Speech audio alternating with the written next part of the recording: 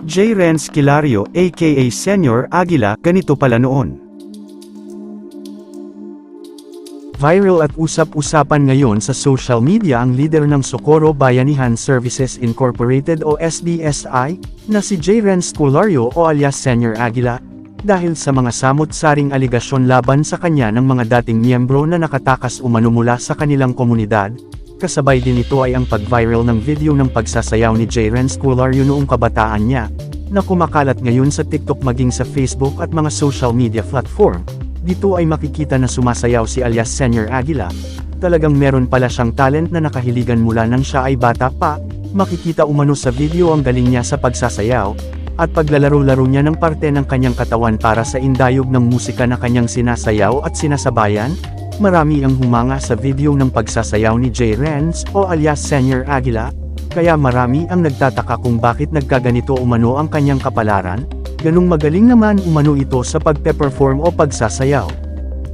Samantala, nauna nang naiulat ng TV Patrol noong September 29, na maging ang mga kababata o kaklase ni J. Renz Kilario ay nagulat sa pagbabago ng kanyang personalidad, dahil ngayon ay naging Diyos na umano ito at tinawag ng Senyor Aguila. Hinala nila ay may komo-control lamang dito na mataas na opisyal, para manduan lamang umano sa kanyang mga dapat gawin at para mapasunod ang mga miyembro. Pero mariin naman itong itinanggi ni J. Renz aka Senyor Aguila at ng SDSI Group, miyembro ng dance group noong high school si J. Renz Kilario bago siya naging Senyor Aguila, na naging president ng Socorro Bayanihan Services o SDSI. Ayon sa isang kababata niya, palabiro at palakaibigan si J. Renz at mahilig mag-perform sa school events. Marami rin umano siyang ambisyon na gustong maabot at pangarap din umano nitong maging DJ. Parehong teacher ang mga magulang ni J. Renz at nag-iisa siyang anak. Aktibo rin daw ito sa kanilang simbahan at matataas din daw ang kanyang mga grades ayon sa kanyang school advisor. Nagulat daw siya nang malamang naging leader na ito ng grupo. Ang edad din umano ni J. Renz Kilario ay hindi umano akma at masyadong bata pa para maging leader at sundin ng mga miyembro. Ganung mas marami namang mas may edad pa sa kanya sa mga miyembro. 2019 umano nang lumipat sa bundok ang pamilya ni Kilario at iniwanan nila ang bahay nila sa bayan.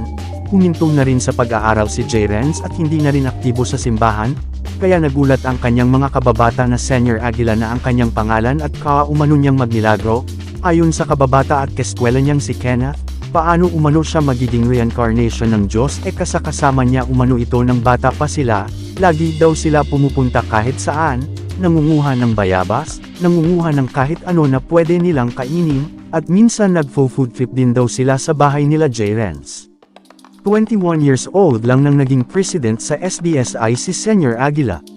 Kaya nagtataka ang kanyang mga kaibigan kung paano ito nangyari. Anila, naawa sila sa kalagayan niya ngayon at hinihikayat na magsabi ng totoo.